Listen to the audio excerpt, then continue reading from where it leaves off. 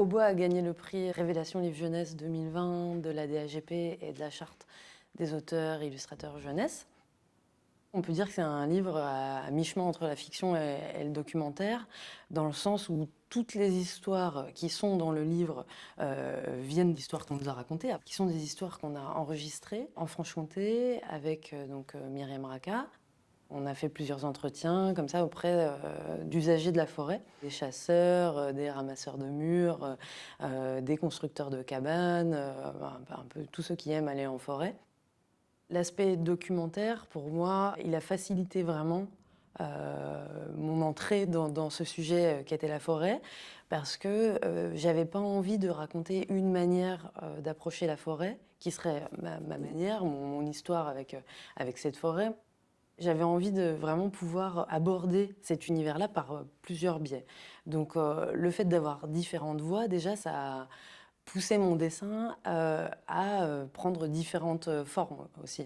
Hein, parce qu'à chaque fois, je m'adapte aux voix, c'est eux qui m'amènent dans un univers, et puis ensuite, moi, j'essaye d'une certaine manière de prendre leur voix et de les amener vers le livre, et puis de trouver un moyen de rendre tout ça cohérent.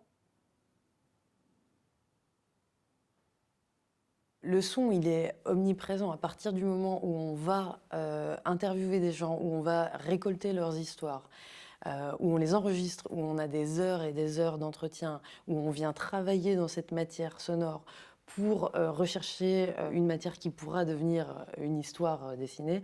À partir de là, on est dans le son tout le temps.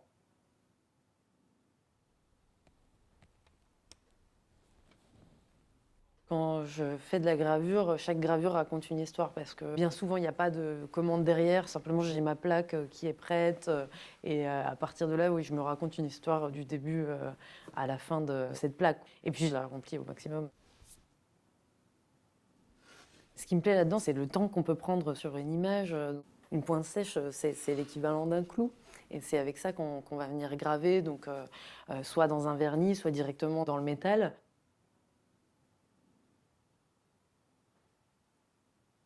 C'est pas des dessins précis parce que c'est un peu du one shot. Je fais pas de croquis, je sais pas trop où ça va m'amener, mais le plaisir de la ligne, quoi, le plaisir de ouais, simplement le plaisir de la ligne et de pouvoir faire des choses effectivement assez minutieuses.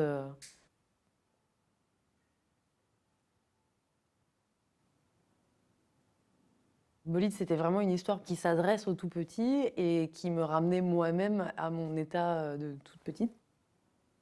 Une des choses que j'ai faites pour essayer de retrouver un peu ces sensations-là, j'ai enregistré mes neveux qui jouaient aux petites voitures pour voir quel bruit ils faisaient, comment ils jouaient, comment ils passaient des fois du coq à l'âne, à quel point ça va vite aussi ce type de jeu. D'une certaine manière, moi je fais que passer l'information qu'on me donne et puis je lui donne une forme parce que j'aime dessiner, mais ça pourrait prendre une autre forme.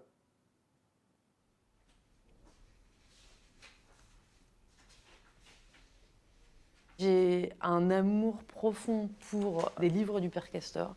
C'était quand même une porte sur le monde. Et puis c'était beau. C'était pas que didactique, il y avait aussi toute cette plasticité de l'image, ce plaisir de raconter aussi par le trait, par la couleur. Disons qu'il y avait une estime pour l'enfant et pour ce qui deviendra plus tard, et ce qu'on veut faire du monde aussi. Ce qu'on leur donne, c'est ce qu'ils nous rendront après.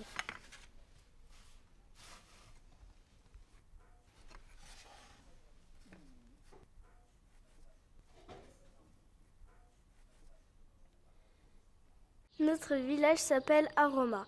Il y a une école, une fromagerie, des fermes et une église. Il y a aussi une maison de... Avec la même Myriam Raka, on a fait plusieurs films d'animation documentaires. Le premier, on l'a fait avec des enfants dans le Jura, donc on est resté pendant un peu plus d'un mois dans une école primaire. Et on a fait un film en papier découpé avec eux, avec des questions qu'on leur posait, avec des questions qu'on est allé poser aux plus anciens du village. Quand tu avais mon âge, comment allais-tu à l'école? Que voyais-tu sur ton chemin? Je venais à l'école à pied, quoi. On allait à l'école en sabot de bois, et en short et puis en blouse, quoi. Avec un béret, et puis voilà. C'est eux qui ont tout fait. Alors bien sûr, on amène un cadre, bien sûr, on amène une technique, mais bon, c'était vraiment leur film. Le côté ludique qu'il peut y avoir dans mes livres, il est déjà là dans la fabrication. Enfin, parce que pourquoi s'embêter à faire un film d'animation en papier découpé enfin, c'est hyper laborieux, parce que c'est super ludique en vrai. Parce que c'est magique de voir les choses se construire. L'intérêt du jeu, il est là, quoi. Alors qu'avant, c'était des petits champs. Je trouve ça super excitant aussi de dessiner sur un texte, quand on découvre un texte qu'on nous envoie et qu'on doit imaginer un univers là-dessus, c'est quelque chose de très chouette. Je dirais pas qu'on est au service d'eux, mais disons qu'il y a déjà il y a des rails qui sont proposés, on n'est pas obligé de les suivre, mais il y a quand même ce truc assez rassurant, quoi, de dire il y a une partie de l'univers qui est déjà un peu montée, et puis on va aller se balader là-dedans, et puis on va essayer de rajouter des meubles dans cet univers, de continuer à le construire, quoi.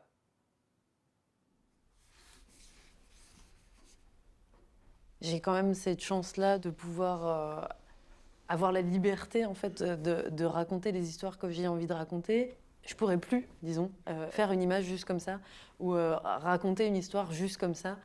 Faire des livres, c'est aussi participer d'une industrie, c'est aussi faire tourner des machines, c'est aussi polluer. Donc on peut plus trop faire de gestes sans réfléchir aux gestes qu'on est en train de faire. Et ça vaut aussi pour nous, quoi. Surtout que nous, souvent on nous dit mais c'est pas indispensable ce que vous faites. Et ça dépend quand. Ouais, des fois peut-être, des fois si.